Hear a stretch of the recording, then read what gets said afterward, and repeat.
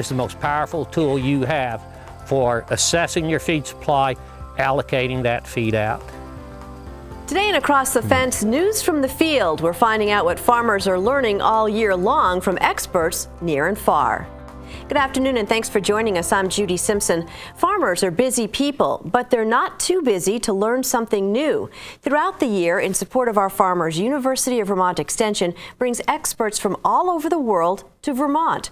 For the farmers, it's like getting to meet a rock star, and for the agricultural rock stars, a visit to the Vermont farms confirms the innovation and dedication of our farmers. Jenn Colby is the Pasture Program Coordinator with UVM Center for Sustainable Agriculture, and she is at the center of many of these expert visits.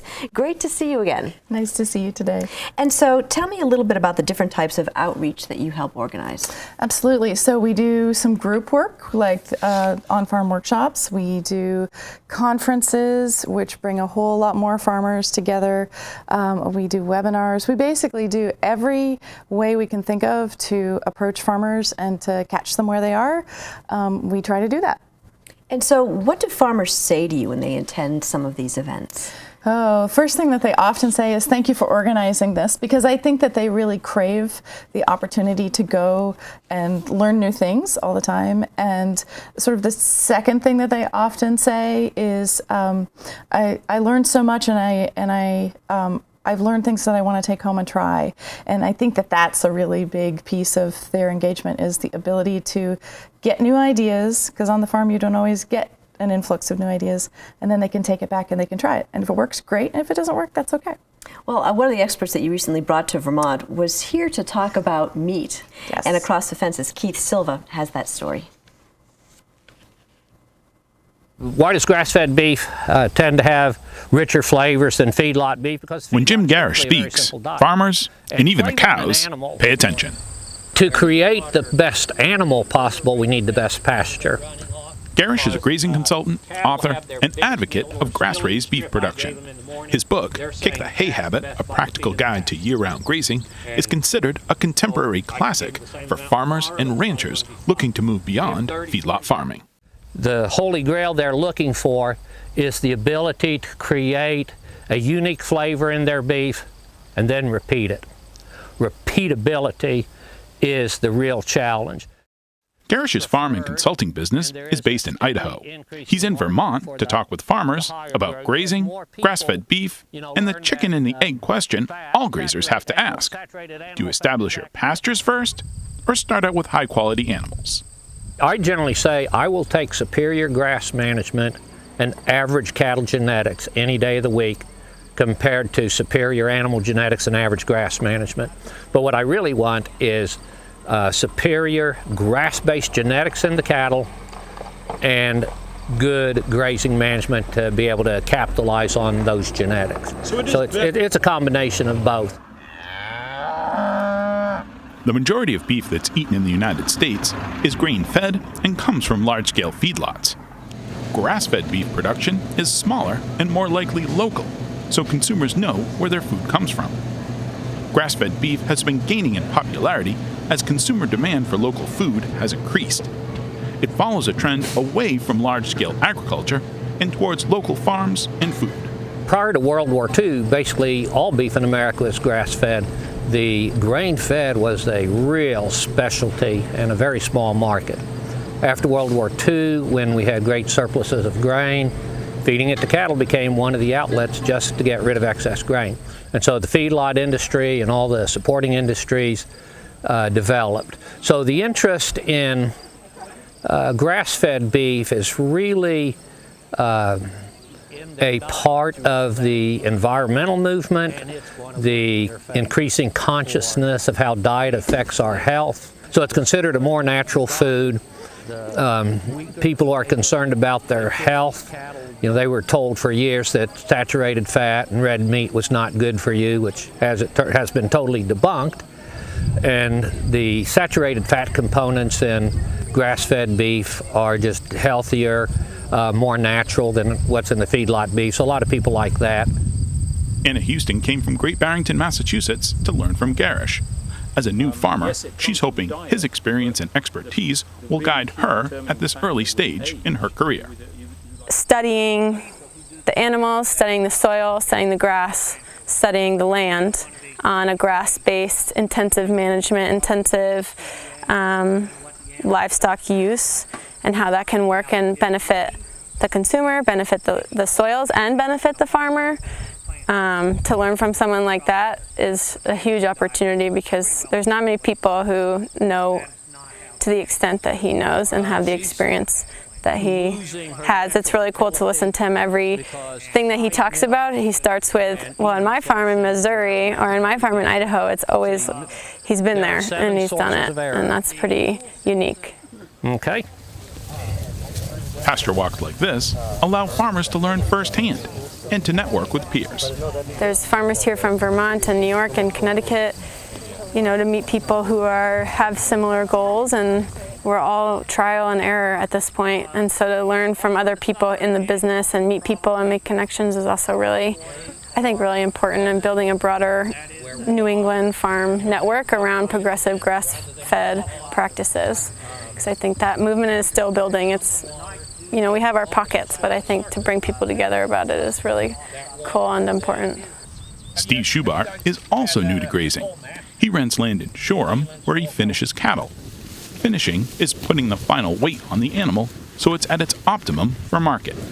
Meeting with Garish helped Schubart fine-tune his pasture management. The big aha moment, I think, was when we were talking a little bit about residuals and trying to not graze, overgraze, and trying to look down at the ground and see that layer of mulch that is basically being trampled down, grass that's not being eaten, and learning more about the benefits of that layer of mulch. Garish may not be from around here, but Schubart sees how many of the practices he uses out west can be applied to Vermont and the Northeast. Hearing Jim's take on what your most limiting factors are as maybe a small or mid-scale producer is really helpful.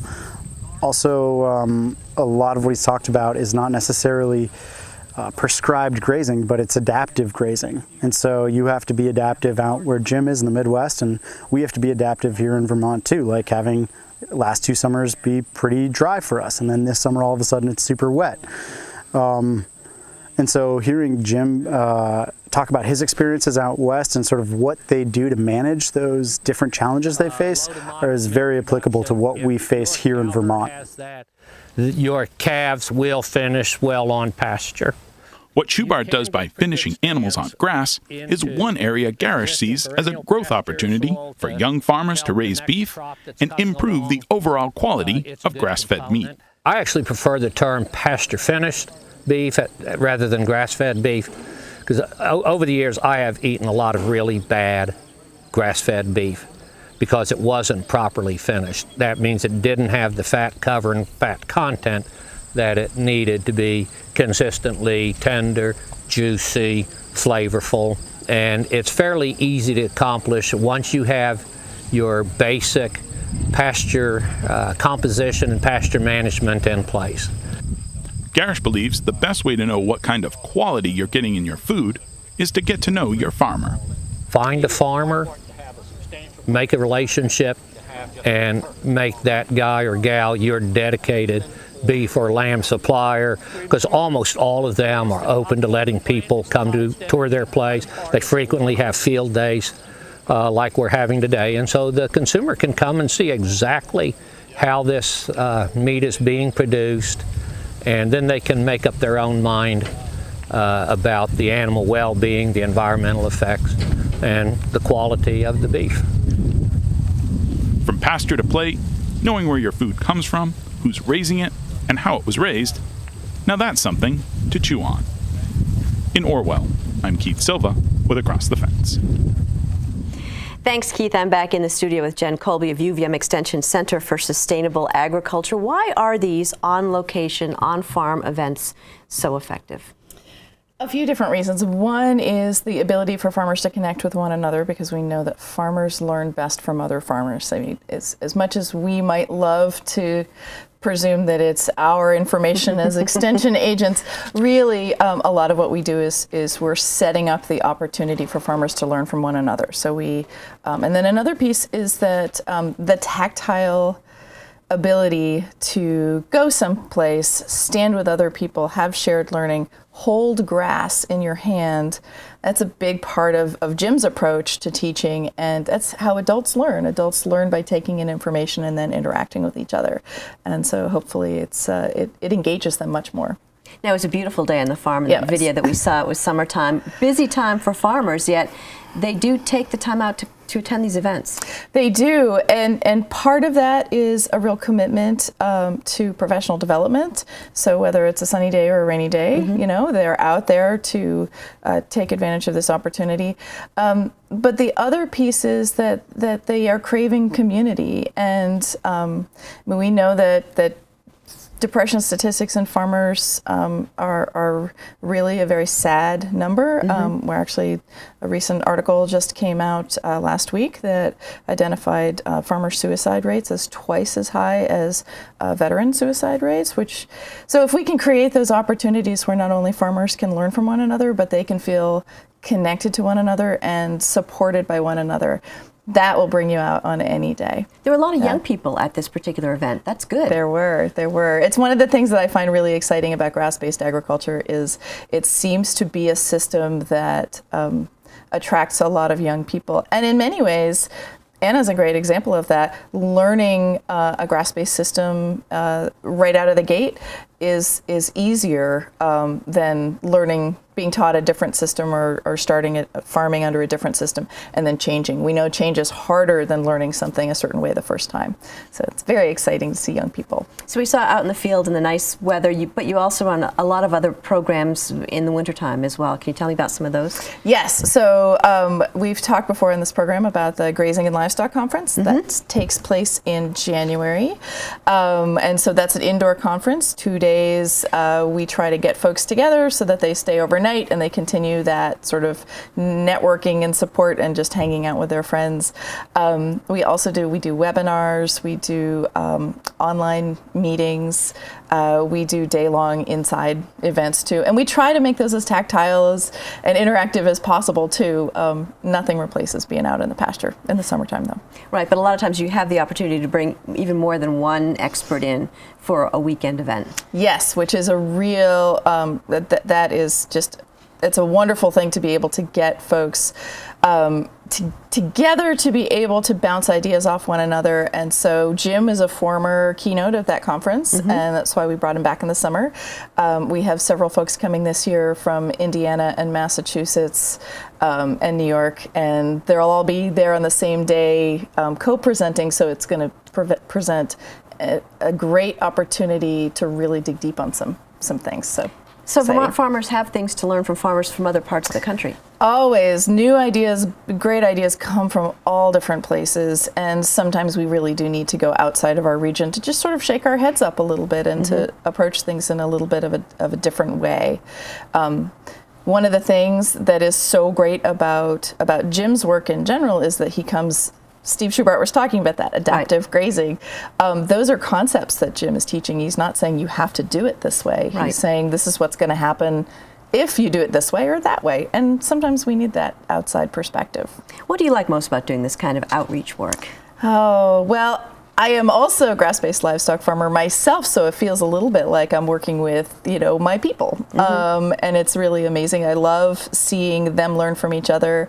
I love seeing older, more experienced farmers mentor really, not in any formal way, but just sort of take somebody under their wing, someone who's newer, someone who's maybe not farming yet and looking to get into it.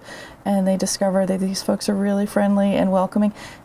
And they want more people to farm. And I love that. I absolutely love that. So how can people get more information about the different things that you're doing and information available? Sure. So on the Center for Sustainable Agriculture website at UVM, which is on your screen, under the Pasture program, we have a link to our upcoming conference and some of the other workshops and general work that we do. So thank you. Well, thanks for joining us today. Absolutely. Have a great day. That's our program for today. I'm Judy Simpson. I'll see you again next time on Across the Fence.